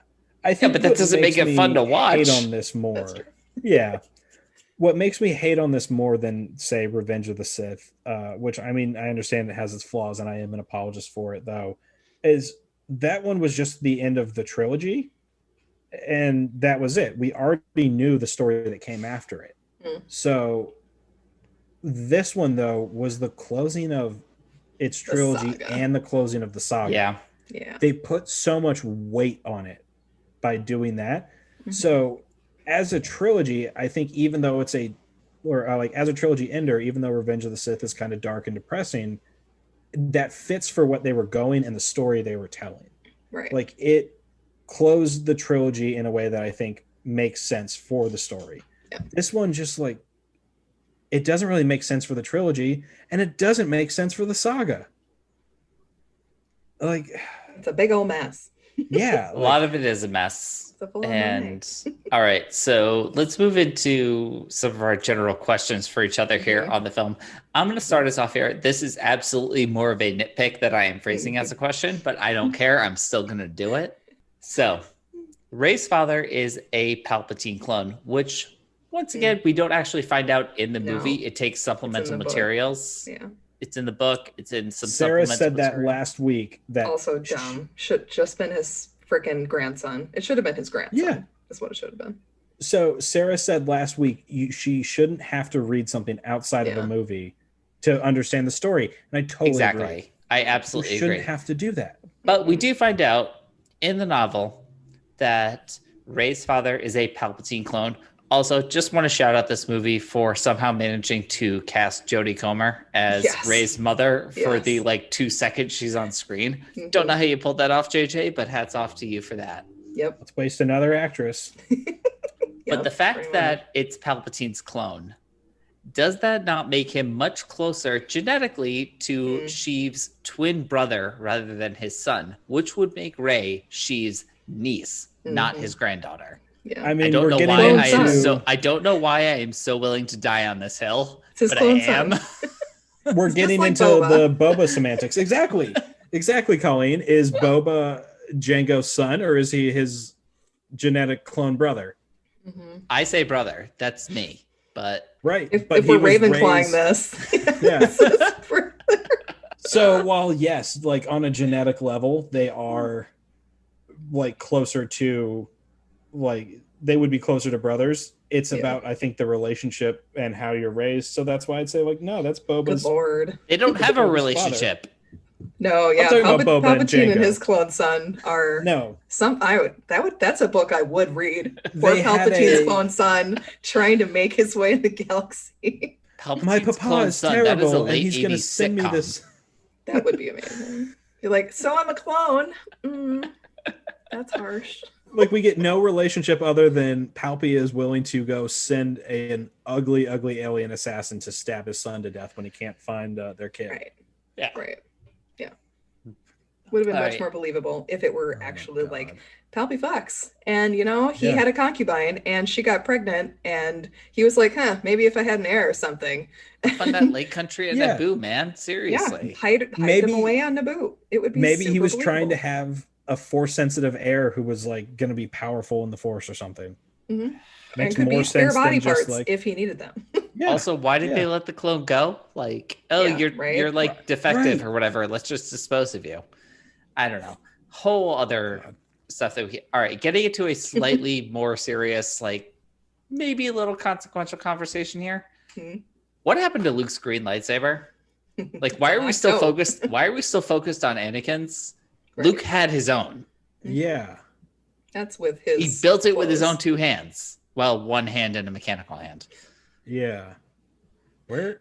It's on Octo. I mean, it's with him. It's would on be my Octo. guess. Like, Yeah. he's like, oh, here's Leia's saber. Go take that. Rey was somehow able to repair the Anakin saber, but she doesn't get the Luke green one. Looks like Yes, you can't okay. have mine.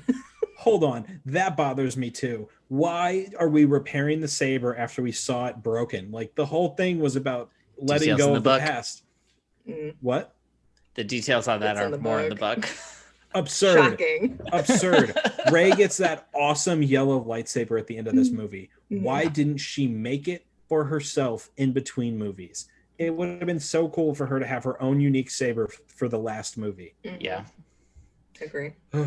All right, my last question. This is one of the biggest fan service moments in this entire movie. And I'm curious what y'all's thoughts are on it. Personally, I do enjoy it for the sake of it being kind of fun. The execution of it, again, not necessarily that great, but Chewie finally gets his medal. Chewie finally he? gets his medal. It's Hans. I mean, Leia gives him Han's medal, which Leia is gets very him, sweet. I don't care. Chewie finally gets a medal, and where do we stand on this part? Like, The this fact is that he gets it from Leia is meaningful, and that it was Yeah. Hans. Like, this is Leia giving Chewie something that he should have gotten anyway. I mean, he should have. I like that part. Yeah. But The sentiment behind it is nice, but it's not presented well enough for me to be like emotionally invested in that moment. How do we feel about the leak of the Trevorrow script? So the Duel of Fates. So for people that don't really remember, the long and short of it is Finn and Rose were going to be on a mission to Coruscant where they were going to be leading a stormtrooper rebellion and lighting a beacon that would kind of alert the galaxy of what's going on, because the First Order has shut down communication between systems to try and like stamp down any rebellion. Kylo would have been the big bad. The whole arc around him would have been the fight for his soul. Rey is still trying to bring him back to the light. And they eventually go to Mortis, where they would have a duel like of the fates to decide who was going to survive. And Kylo would pass away. He would have like this insane like dark side creature that was on Mustafar that like gave secrets of the dark side to Vader and to Palpatine that would have like given Kylo visions of the first, like of how to lead the First Order and stuff. Like there's a lot of interesting concepts in there, and kind of makes me upset that like why did Disney feel the need to go, no, this isn't a good idea? Like that's so much is what like I wanted from this movie. And yeah, like I get it was a first draft, but bring some people in to touch it up or something. I don't know, but it looked like from everything that we got, it sounded so great. What were we doing? Anders, you want to go first? Yeah, I'll start us off on this. And yeah, I'll give it the caveat that this was a first draft. Again, Colin Trevorrow wrote this script, was supposed to direct this movie, and then they brought in JJ to do it after Colin parted with Disney over creative differences. And, scripts will go through any number of revisions. Movies will go through total rewrites during the editing process. Yeah. Like they will just reorder everything and make it seem totally different than what was on screen. So no guarantee that that's what we would have ultimately gotten. Right. That being said, I mean, we could have gone to Mortis. Yeah. We could have gone to Mortis. So and we apparently the idea is that Rey was looking for her own way to end the Jedi and the Sith. So it sounds like they might have leaned into a little bit more of the like source. Yeah. Yeah. Now like, the center of the Force and things. Everything going on in this particular script, I have to believe like 60% of it would have been cut because a lot is going on in that script. Yeah. But I mean, just instantly, the title sets it above Rise of Skywalker. Gosh, right? Yeah. Star Wars, Duel of the Fates, like paying off things from the Phantom Menace. Yeah. Absolutely set it up. I haven't read the actual script. I know it. I'm pretty sure it's leaked out there, so you could actually read through the whole thing. Yeah, I've only read the highlights. The summary. Yeah. You know, Finn doing the Stormtrooper Rebellion. I'm into that idea. Although I would have liked him to be with the main trio for the bulk of the movie, because we said it last time. The trio doesn't really get a scene anywhere where it matters in this. And they do have good chemistry in this movie. They do. I just don't buy the relationship. This long?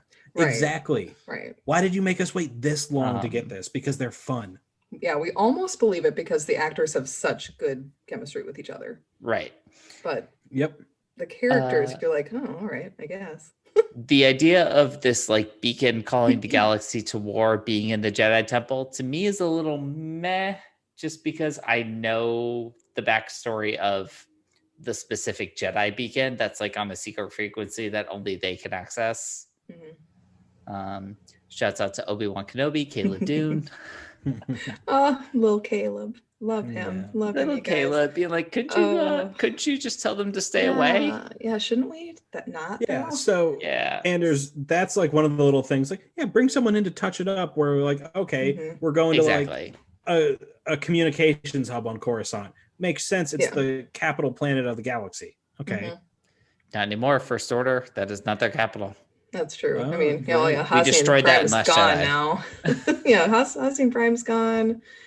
Coruscant is still there. I mean, at least they would have the infrastructure to deal with that situation. Yeah. I am furious that we didn't get a lot of the elements that were in the Trevorrow script. Force Ghost, and Luke would have haunted Kylo. Haunting Kylo. Yes. I would have been so here for Mark Hamill's performance of that. He would have slayed. Can you imagine poor Kylo's like trying to take a freaking sonic shower? Oh, here's Uncle Luke to bother you. I can imagine yet again. Mark Hamill behind Kylo, just be like, "I'm not touching you. I'm not touching you. I'm not touching you." Yes, exactly. Or having him appear if one of the like Imperial officers moves and there's Luke and Kylo's like, "Oh my god." Can you imagine like a shower, or like a mirror jump scare where like Kylo's brushing his teeth and he like leans down and Luke's just there? I'm here for it. I am here for Luke just like hazing the crap out of Kylo and just being there and being like, he's the one who's trying to turn Kylo back. Like, I'll be seeing you, kid, would make sense then. Yes. So many things in the Trevorrow script at least tried to pull in elements from The Last Jedi, which is what I liked. And it was like, okay, please give us something like this. Rose got something to do. Yeah, Rose was going to be instrumental to Finn's story. And Finn got something to do.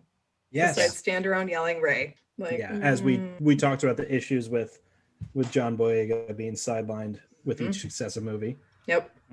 Hate it. And he could have shined so well. Because he has such good moments, like little moments with the cast where like he gets little quips back and forth, or they just have little side conversations.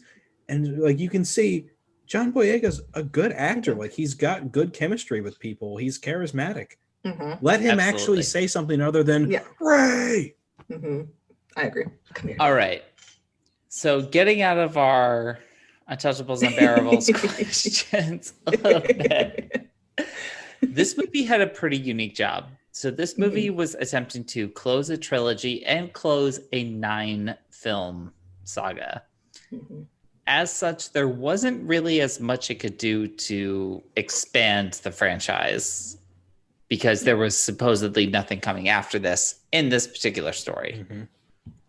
But it does do a few things. It really does build on the idea of Palpatine's backup plans upon backup plans. We find out in the Aftermath trilogy that Palpatine had this whole plan to basically seed the First Order out in the unknown regions in the event of his death, because he didn't want the Empire as it existed to outlive him. If he goes, then it goes as well. Now we find out, even on top of that, there was another backup plan. If the First Order doesn't necessarily go as planned, we have this final order with a brand new, even though that there were a couple of solid candidates there, Korban, Morband, Malachor, whatever you want to do. We get the planet Exegol as a homeworld for the Sith out in the unknown regions, supposedly the birthplace of the dark side. Given how hard it is to get there, it's almost like a Mortis ump. Yeah, between very the two. much like Mortis. Yeah. Poor Palpy and all of his backup plans. Most of them worked. I will say most of them came through. Yeah, I mean, Operation Cinder also was devastating to certain planets. I would like to see more of that. Where's Thrawn? We're going to find that out, hopefully, in the Ahsoka show. The next step we have is we have Death Star tech, but put it on a ship because we just can't stop doing super weapons, and we apparently can't have an original thought. Well, hey, we brought it down to the battering. We brought it down to the size of a battering ram for Last Jedi. Now where it's like, okay, we managed to miniaturize it, so let's put it on a ship. It's just like, we're going to keep on doing stakes and stakes and stakes until it's like, I've got a lightsaber Death Star cannon. Like, hey, in one of the comics, they do put a lightsaber into a blaster and it becomes a lightsaber gun, and that is really cool. I mean, that does sound kind of cool. It's not nearly as absurd as let's put the Death Star, but on a Star Destroyer. Yeah, that is pretty wild. But then we're going to build thousands of them. Tens of thousands. Yeah. So like, come on. They've been like, we have 3 or we have 5. That's a lot. That's scary. Yeah. 5 super weapon Star Destroyers surrounded by smaller ones. 10,000 Star Destroyers. Like, what? The stakes are absurd now. Yeah. Are you kidding me? It's way too OP now. It's just, we're gonna blow up every sun in every solar system. Like, yeah. Okay, cool. If I can't have it, nobody can. Flip unless you give me 1 billion space credits. Like, what are we doing? Okay, so the other thing about this, I'm sorry, I'm gonna ask the question now. Colleen, you are probably the one to answer this. God. Knowing that the actual ruling of the galaxy was kind of secondary to Palpatine. Like, he really just wanted to be undisturbed so he could probe the dark side. Yes. This seems a little too I want to control everything. Yes. I mean, I think he did want that level of control, but he was way more interested in his own happenings. Like, he wanted to live forever. Like, that was his Voldemort-y quest, was to live forever as the rule of one and to have his underlings doing all of his bidding, so he didn't have to. Like, every character wants to delegate down. He does not want to have to do any paperwork. But yeah, in this one, this is I can understand in the novel when they say it's a clone, so it makes it more reasonable that this isn't Palpatine. It's his brain fried. Like, this is your brain on drugs. This is Palpatine stripped of almost everything except that maniacal lust for power. I can see that, but they didn't explain it in the movie. Yeah. It's different from any other Palpatine. And him hanging off of that thing, you guys, I was like, is this alien resurrection? Like, what is happening? What are we doing? I actually like to look at that, I won't lie. It looks cool, but then I was like, but why? And then they don't tell you why. All right.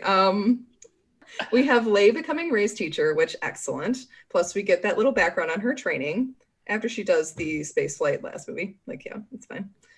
And then we also get light speed skipping, which Poe does with the Falcon, and Rey gets mad. That is one of the believable scenes when they're fighting about that when they get back. Okay, I like their interaction together when they have the argument about it. But lightspeed skipping, how do you guys feel about this? Because this felt too Guardians of the Galaxy for me. It looked cool, not sure about the concept. Yeah, knowing how dangerous it is to go into light speed without your proper coordinates and everything, the idea that you're just popping in and out is not good. It's one of those things where it didn't feel like Star Wars. If you actually calculate the odds, you're probably fine. but it's just so much of a risk to try and do it. If they had a Chiss Skywalker, maybe they could have done it. Mm-hmm. Or a High Republic Wayfinder. Or ah. Yes. All right. That I can accept. Something this movie actually does a lot of, and pretty much every Star Wars movie will do this to a degree, is build on our concept of the Force and Force abilities. This movie actually does a lot, whether it explains it all or not. Colleen, what is something that this movie does to build on our knowledge of the Force? All right, so first we have essence transfer. It's very glossed over, but how Palpy's soul basically is in this new body. He's just been transferring it from clone to clone. Plus, this is where what he's doing when he drains Rey and Kylo. He's pulling their essence from them to aid in his own healing, which is creepy. That part was well done. Yeah. Super creepy. Also, after he does this, Palpatine, in addition to getting a nice new wardrobe out of the deal, like when he's in those like lush like red robes, I'm like, all right, dude, I see you. He looks flash. Yeah. Yeah. Resurrection, but make it fashion. Exactly. His Force lightning gets a serious upgrade when he's like back to full power. Like goes from just spending several minutes trying to take out Luke to taking out fleets of ships. He just pumps it up there, and he is all of this power personified. And I think he's getting a boost because he's in like the hub of the dark side, which is an interesting concept to explore. Maybe actually explore it, but like that would make sense. He's in the heart of the dark side. Of course he's going to be powered to the max to do something like that. I thought that looked amazing in theaters. Yeah, it looked really cool. Oh, it's beautiful. Yeah. So we also have the dyad in the Force. So it's two beings who are one in the Force. They are connected across like the galaxy to the point where they can communicate, as we saw in Last Jedi. And then in this, I love how they expand it forward. We see that they can duel each other through this connection. Kylo was able to grab the necklace off Rey and tell that they were on Pasana. They were able to exchange goods in between it. When Rey hands Kylo the lightsaber through the Force, amazing. I thought that was one of the well done things I do in this is show, don't tell, but enough that you can understand the escalation. Like you see it escalate across the two movies. And so it doesn't feel forced when they pass that lightsaber because you've built to it. So that I thought was very well done in this movie. I agree. Because they started with their mind connection in Force Awakens, and then it kept going. Like, yes, this is how you do a story thread. That's how that works. Next, we have ghosts interacting with the physical world, with Luke grabbing the saber. That was cool. Like, all right, Luke, major flex. A little bit of a flex. We saw Yoda in the last movie, like call down the lightning or whatever, but that's still like more manipulation of things. Whereas this was Luke just like straight up hand out, grabbing it out of the air. Touch it. Yeah. And then what are the newer Force abilities we get here? And I say newer because was a little bit after The Mandalorian. We get Force healing. Rey heals that giant snake thing. I'm sorry, I've already forgotten like what it's called. Introducing the concept that she transferred some life energy via the Force to it to heal it. And then obviously she heals Ben later, who then does the ultimate, gives all of his life force to resurrect her later.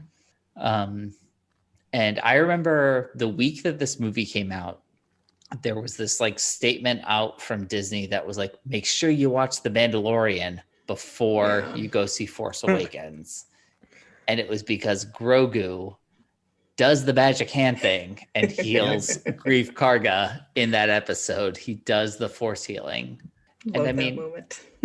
it's a great moment. But, you know, this is a power from Legends canon finally coming into the mainstream.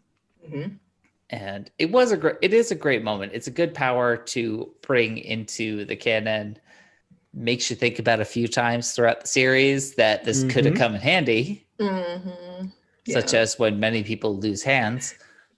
So Or they die don't- by Or Right. straight up die. Well, if you want to resurrect somebody, I think you have to give your whole life the whole force life, to them. So maybe not. But people who are like lying there on the brink, like surrounded by Satine? Jedi, Yeah. maybe you could have done it. I don't know. So Right. they don't hint at, well, they do hint at it, but they don't explicitly say that Rey learns this from the old Jedi text. And that could have been something that would have been interesting to delve into. Like, these are Jedi texts that the Jedi of the Republic that we see in the prequels didn't have access to. They didn't know these secrets anymore. And it would have been a good way to be like, they have moved on from the original way the Jedi should have been. It would have been another good lesson, like Luke's lesson on the hubris of the Jedi. Like, Yeah. You're not supposed to lead. You're supposed to heal. Like, that's protect. Use the story. I'm begging you. Actually use a story and not MacGuffins. They don't want to do that, Danielle. Speaking of MacGuffins, this one is not a MacGuffin. This one is actually really cool. The yellow lightsaber color. Yeah. This is the color of the Jedi Sentinels. Usually the saber color was wielded by the Jedi Temple guards. So when Rey ignited her saber, it was so exciting to see a new saber color again. This color is meant to represent the balance of combat skills and scholarly pursuits. Perfect for Rey. I just wish she had that since the beginning of the movie. Like, that would have been so cool to have her own unique lightsaber for the last movie. Details in the books. Yeah. for all of the details you're missing, see my extended works. Yeah, no, thank you. Mm-hmm. So we get all the Jedi live in you, and I am all the Sith moment. Yeah. So we see that there's it's kind of a mantle. You are in, like, you have a little bit of that order still in you. How did you guys interpret this?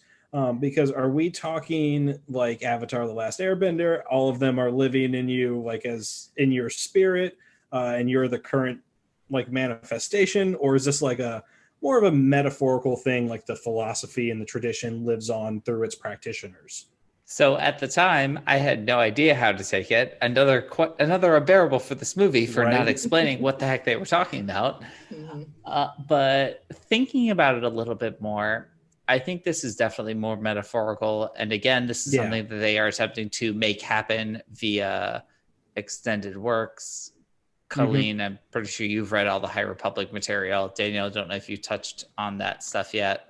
I've read Light of the Jedi. I've not moved on to Into the Dark yet. Because this reminds me of the crossing the arch. And, do they ever cross the arch? How do they ever cross the arch alone? Or why does no one cross the arch alone? And, the ultimate answer is that all those previous Jedi are, in fact, with you as you go through in the Force. Mm-hmm. It's playing out a little bit more literal here. Yeah. I don't think it's like the Avatar where you can just go back and chat with people unless they're a Force ghost. In Rey's case, I think she's like literally calling for help. She's sending out the SOS. Yeah. And every Jedi within the Force, the living Force, is answering her back. Whereas Palpatine is forcing the other Sith, I think, to be within him.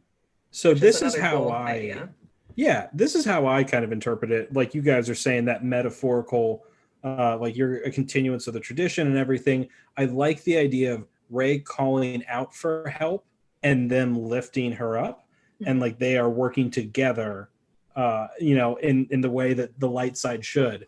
While, like you were saying about Palpatine, it is much more corrupted. Like, he is the culmination of this grand Sith plan where they continually murder their masters when they become stronger. And so he's like the highest on this food chain of like 1,000 years of this practice. So his is a much more dark and twisted version of like, no, I'm the strongest one of us all. Like, instead of the communal nature of the Jedi. All the other Sith are like giving him the finger as they're as they're like lending him his power. They're like, "Fuck off, Palpatine." God. You already died. Where's your freaking student? Right. Oh, you killed him too. Interesting. Yes. So in just a straight up show of power, when Rey is running that training course at the beginning of the movie here, she does like a lightsaber boomerang throw, we have seen a couple of times some Jedi, as they call their lightsaber to them, they'll like try and activate it as it's coming up. We haven't really seen anyone throw it like this, though, and then just like stick their arm out and expect it to come back in the right position. Chops down like 3 or 4 trees in the process, but she is flexing with that power. The saber throw is a staple of the video games, but yeah, it's not something we see really in actual canon materials. So I thought that was nice to see on screen. One that comes back. Yes. Yeah, the Inquisitors are about the only ones that really we see doing that. And theirs are a little bit different because I have to feel like their lightsabers are mechanically keeping they're themselves mechanically lit. aided. So it was nice to see this on screen. It looked cool. Rey looks cool through the whole movie. I'm not mad about pretty much anything Rey does or Daisy Ridley. I think she's except kiss Kylo, for fuck's sake. No, I mean, right. Rey, I'm not so mad about that. They at least sold the moment. Like they're acting. No, they didn't so well in this movie. I thought it was very believable. Like, and then he's like shocked. He's like, "Holy shit, a girl is kissing me! Oh my god!" That part I believed that they would be super awkward and the actors do a good job of selling it, even if I don't like them. Even if we don't want it. No, thank you, we don't want it. But you're doing a good job, kids. Keep going. And while we praise Rey 1 second, I just want to say her outfit in this, I love her Jedi robes. Yeah. Like she looks good. Nice callback to her look on Jakku. Yeah, she makes it work for her, which is nice. Because a lot of the Jedi just wear like the standard Jedi robe. And Rey's like, no, thank you. Yeah, it's unique. And I like it a lot. She looks good. This one is interesting. Please give us Quinlan Voss. Rey grabbing the dagger and feeling the pain from it. This is psychometry on screen, so thank you for that. Give us Daveed Diggs as Quinlan Voss, and we will forgive you for this movie. Oh, that would be so cool. I want that a lot now. And as we've discussed before earlier in the episode, Kylo uses that Force time connection where he places his hand on the helmet of Darth Vader and he uses their dyad connection to like push the dark side and negative emotions towards Rey when she's training and she's getting frustrated and angry and she's lashing out, causes the tree to fall on BB-8.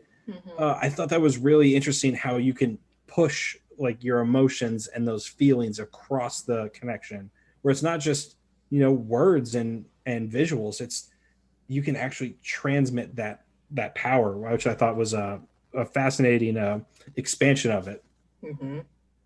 Very Palpatine-esque in that. Yeah. All right, guys, I think that is going to end our main discussion on this movie.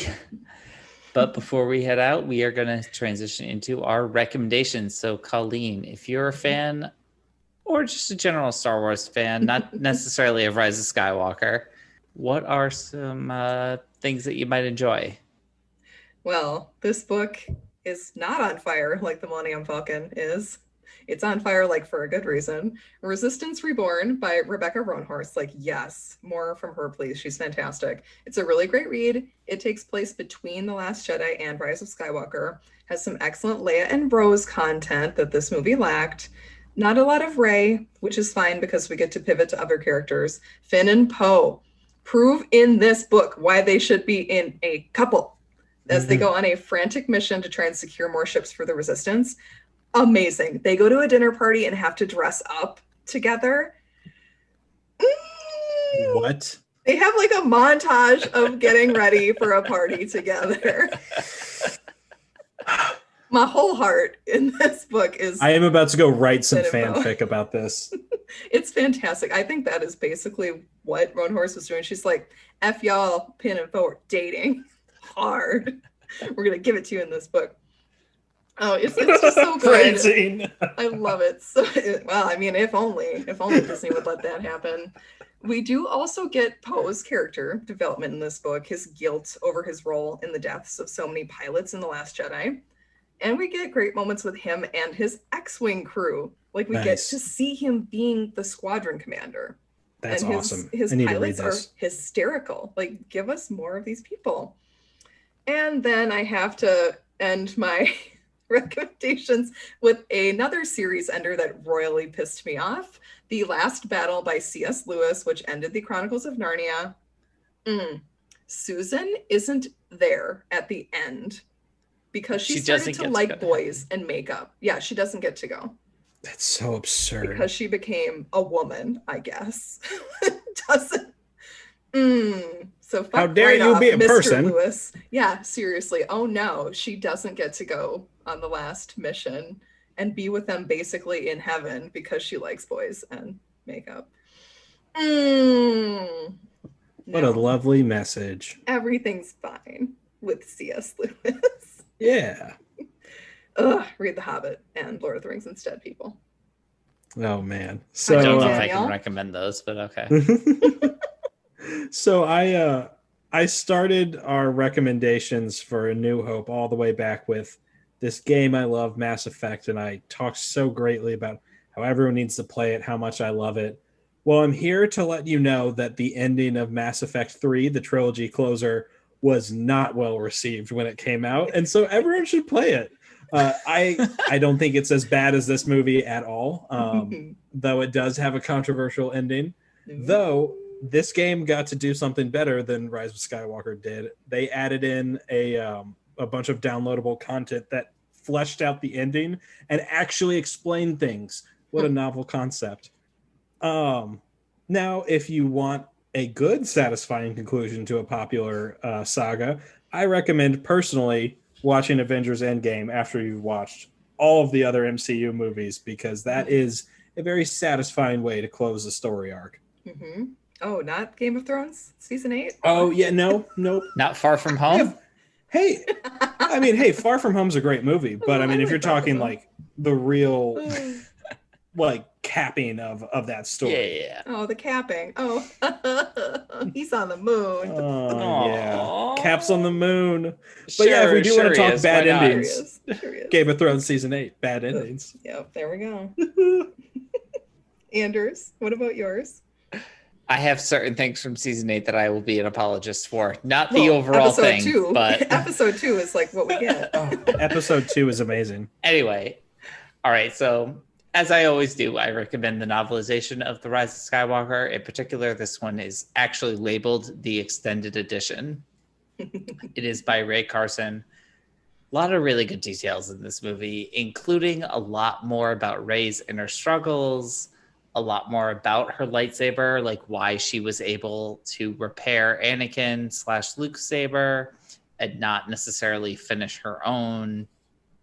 A little bit more about the construction of her own and why the handle absolutely feels more like her bow staff. It's a lot bigger and bulkier than most sabers we've seen.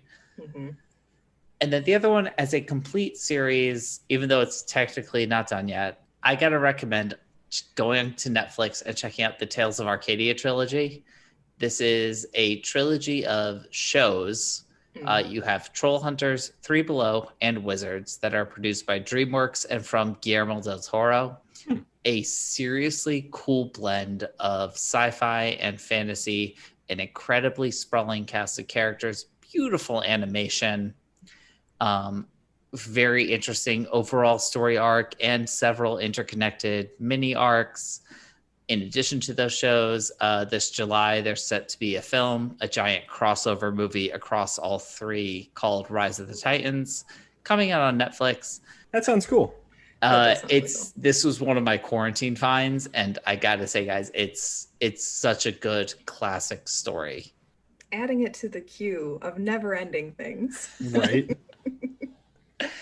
All right, and that is where I think we are going to leave it for today. So thank you all for joining us. You can find us on Twitter and Instagram at YASWpod. Follow us wherever you get your podcasts, whether that's Stitcher, Spotify, Apple, Google, whatever it is. Hit that follow button. Leave us a 5-star review. Help us, beat that algorithm a little bit. Check out all the offerings from the Forgotten Entertainment family at ForgottenEntertainment.com. You can also find myself and Colleen on the Bohemian Geek Studies podcast, where we are currently diving into Star Wars Rebels. And then you can find Colleen's Star Wars book reviews on BohemianGeekStudies.com. And then tune in again next time, where we'll take a little bit of a break from the films and have a special bonus episode looking at how Disney has expanded the Star Wars franchise ever since buying it back in 2012. Ooh, Awesome. Rebels. All right. Wait, actually, I have 1 million more points. We're going to keep recording. Sorry, Daniel. We have to leave time for Colleen to have 1 million points about Rebels. You know what? That's fair. I would much rather talk about Rebels. A perfect series. Well,